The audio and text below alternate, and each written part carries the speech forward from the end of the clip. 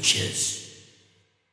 Hello and welcome to the Boxing Features Preview Show, the weekly series where I take a look at all the biggest fights for the upcoming week of boxing. Make sure you hit that subscribe button for plenty more Boxing Features content just like this. And without further ado, let's get to the fights. Boxing Features.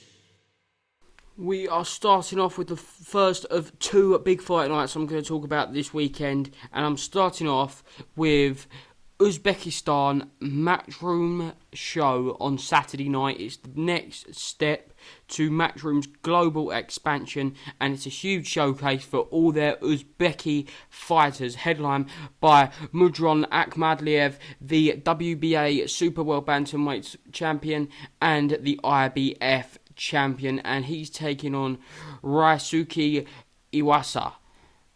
We look at Iwasa, he's 27 with 17 knockouts and 3 defeats. He's coming off the back of 2 wins against Marlon Tapales and Cesar Juarez. And his last loss come to TJ Doheny, who actually lost to Daniel Roman, who Akhmadaliev last fought. We see here, this was last year, that was who he got the titles off of back in the early stages of 2019. He's probably the biggest star of Uzbeki boxing, maybe, I'd say at the minute. He's world champion. He's only 8-0, so how fantastic is that to become a unified world champion at only 8-0. And elsewhere on the undercard, we've got huge Uzbeki prospect Israil Madrimov, Shakram Gayasov. These are big names for a big show. Definitely the biggest show ever take place in Uzbekistan. And the way the Uzbekis are performing in the ring, the way the nation is building a name for itself in the professional boxing ranks, not just the amateur boxing ranks, this could be the first of many, many shows, and I'm really looking forward to watching this one on the Zone Saturday night. Next, we've got the big show of the weekend. The biggest show, without a doubt. It's a chance for Carl Frampton to make history. He could become the third ever man to become a freeweight world champion from Britain in the modern era. He could follow in the footsteps of Duke McKenzie and Ricky Burns. He could become the island of Ireland's first ever freeweight world champion, but he's got a huge test fighting the WBO super featherweight champion in Jamel Herring. What a fight this is. It's been rescheduled and rescheduled and rescheduled. They got into the ring with each other in Las Vegas in, I think, November of 2019. It was meant to happen early stages of last year, got postponed. Late stage of last year, got postponed. February this year, got postponed. And now, finally, Dubai, Caesars Palace. Here we go, and I cannot wait. We look at Jamel Herring. He's the WBO champion. He is 35 now. Both fighters are getting on, actually. And he's a good champion. He went to the Olympics in 2012, and he's an all-round good guy. Everyone says it. He was part of the Marine Corps, and he's undefeated in, 3-4 years. His last loss come to Ludorus Miller, and his only other loss come to Denis Shavikov.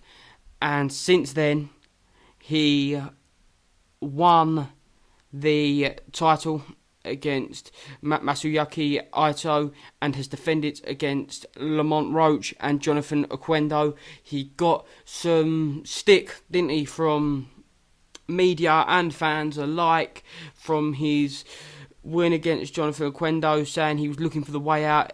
Oquendo in the end got disqualified in round 8, but this is a bigger fight. This is a huge fight for both of them.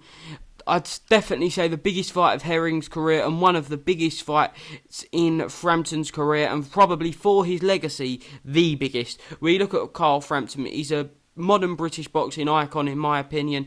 28 wins with only 2 defeats. Those 2 defeats come to Josh Warrington and Leo Santa Cruz. But look at the wins throughout his career.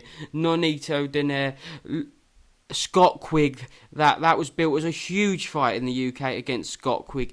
Kiko Martinez twice, I'm pretty sure, one for the European, one for the world title. Gonzalez, he actually beat Santa Cruz in their first fight. Brilliant, absolutely brilliant career. And let's put the cherry on top of the cake by beating Jamel Herring. But it's such a huge task, and I'm very nervous for this fight. I don't have a clue what way it's going to go because the size difference. Let's just look at the size. Height, 5'5". Carl Frampton, which is fairly small for a super featherweight nowadays, but he's got the boxing acumen to make it work. But let's look at Jamel Herring at super feather. He's absolutely huge at 5'10". That's 5 inches different. There's been a lot of talk about Herring being tight at the weight, and he flew out to Dubai with only, I think, 10 days before the fight, and Frampton flew out 3 weeks to a month before to get climatised, get rid of the jet lag. So everything seems to be heading in Frampton's favour, certainly from a British media perspective. But I'm still so nervous just because of that height difference, and I don't know. I really, really don't know. And I just pray to God that Carl Frampton can do it. I think the whole nation, the whole of Britain's behind him. And it's on Channel 5, free to watch terrestrial television, which is always brilliant, certainly for such a huge night. And we quickly take a look at the undercard. Quite a solid undercard in Dubai. Donny Nates versus Pablo Carrillo. Heber Rondon versus Turuska Kulakmet. Tyrone McKenna's back out against 24-0 Turavrov. And something that really stuck out to me is Keyshawn Davis, the big American prospect.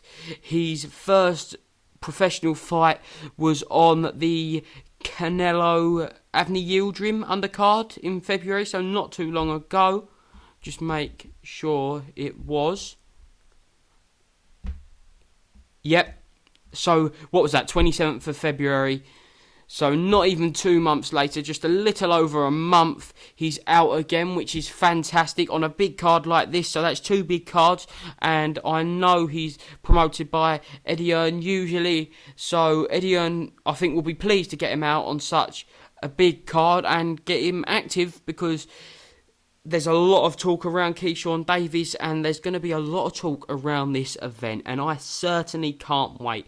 And this show at the weekend, as I say, Channel 5, please make sure you don't miss it, because it could be heartbreak or it could be pure adulation for British boxing. Boxing features.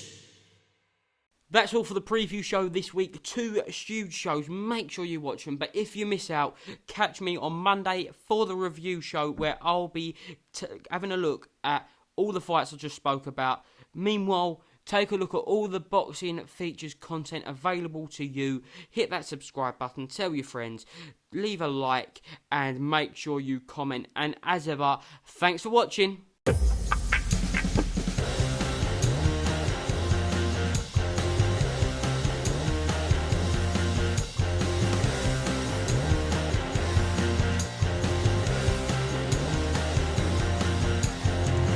Boxing features.